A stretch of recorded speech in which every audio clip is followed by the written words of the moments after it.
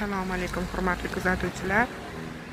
Sharqrashidov tumani 32-sonli umumiy o'rta ta'lim maktabida filologiya yo'nalishi KRS jarayonini tahlili uchun keldik.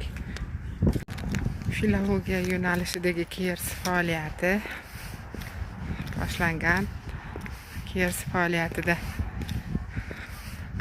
ishtirokchilarni davomati va ularni o'zlashtirish jarayoni bilan o'rganish uchun Rashidov tumaniga qarashli 32-sonli ixtisoslashgan umumta'lim maktabi KRS tadbiri tahlili uchun keldik. Jarayon 32-maktab, ishtirokchilar yo'q. Lekin ochib qo'yishgan.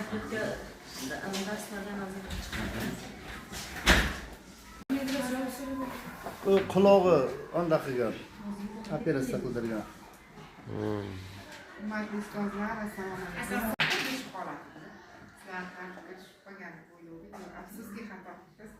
Mana bu mashg'ulot kim tushuntirdi yoki kim sizlarga o'rgatyapti hozir?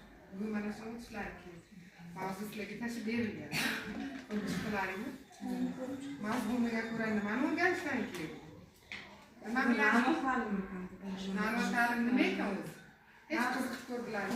Ta'lim bu masalan ozgina vaqt ichida o'zimizga qarata olishimiz mumkin. Keyin u baribir xohlaydimi yo'qmi boshqa narsaga yo'nalib ketadi-da, chalg'ib ketadi. Shuning uchun ana shu narsani yo'qotish uchun boyagi ma'lumotni ixcham ko'rinishda aniq. Rahmat. Kim nano ta'limdan shu kungacha bu mavzu o'tilmasdan foydalangan? Qanaqa mavzular?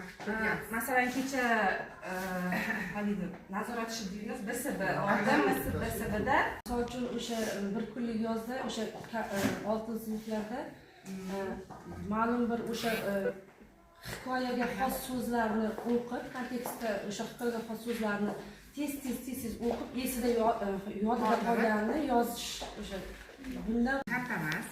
Va mana shu tavsiyalarni bir o'qib ko'raylik.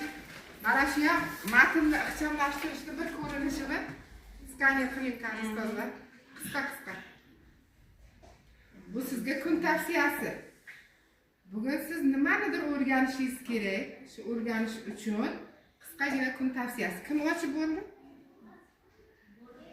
Aha, odam 3 ta narsaning qadrini doim kechikib biladi: yoshlik, sog'lik, tinchlik. Do'stni xo'rlash gunoh, umr yo'ldoshini xo'rlash 100 hissa gunoh.